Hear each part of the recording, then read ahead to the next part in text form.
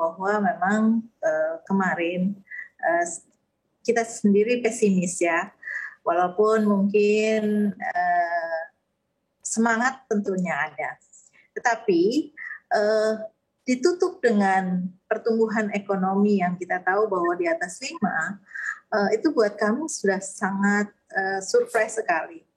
Dan memang realitanya di pasar sendiri, di kondisi yang ada, kita tidak menutup mata bahwa ini ada yang menjadi tulang punggung perekonomian di kita ini tidak lepas dari pertumbuhan dari teman-teman UMKM yang bisa membantu ini.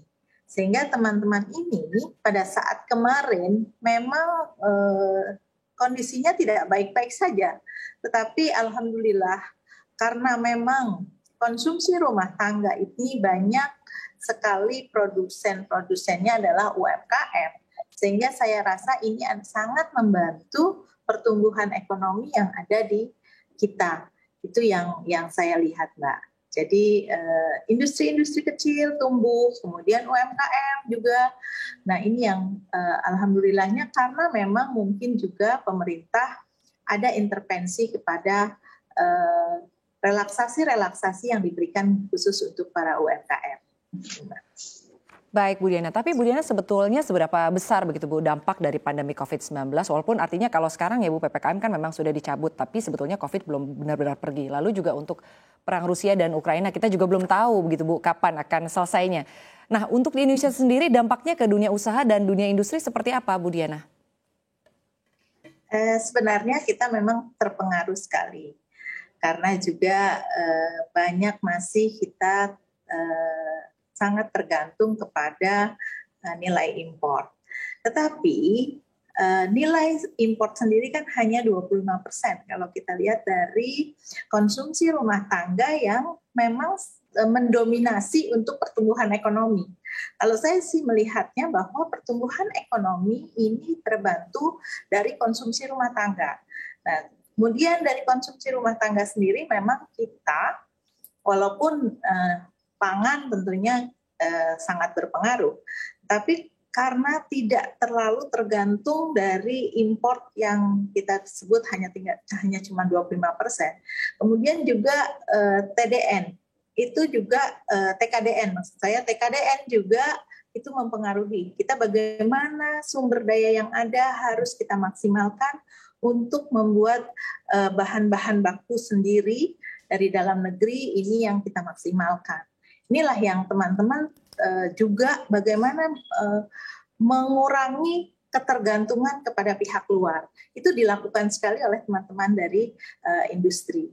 Itu Mbak. Bu Diana, ini untuk sektor UMKM dan juga padat karya ini kan diproyeksikan akan masih menjadi salah satu penopang utama ya Bu pertumbuhan industri di tahun 2023. Bagaimana optimisme Anda sebetulnya terhadap pertumbuhan kinerja di dua sektor ini untuk di tahun 2023? Ya, Bu Diana masih di mute? Ya Mbak. Kalau kita melihat kalau kita melihat sendiri di 2022, tentunya kita akan selalu optimis di 2023. Tetapi dengan kewaspadaan.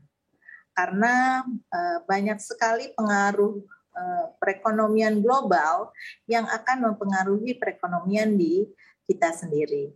Artinya bahwa kalau kita optimis, ya kita harus berusaha. Tadi yang sudah saya sampaikan, bagaimana kita mengoptimalkan sumber daya yang ada untuk tidak terpengaruh dengan dunia luar, khususnya dengan import yang kita perkecil. Kemudian juga kalau berbicara mengenai kondisi di luar, bahwa nanti pasar keuangan seperti apa, kita sudah tahu bahwa Menteri sendiri akan berbicara bahwa ini sudah kita kategorikan brutal. Artinya kewaspadaan penting sehingga dengan optimisme yang ada tentunya semua kita maksimalkan, baik itu dari bagaimana mekanisme yang ada di perusahaan masing-masing, kemudian juga bagaimana mengefisiensikan sesuatu yang harusnya diefisiensikan. Kemudian yang paling penting adalah kita jangan terlalu terpengaruh dengan dunia luar.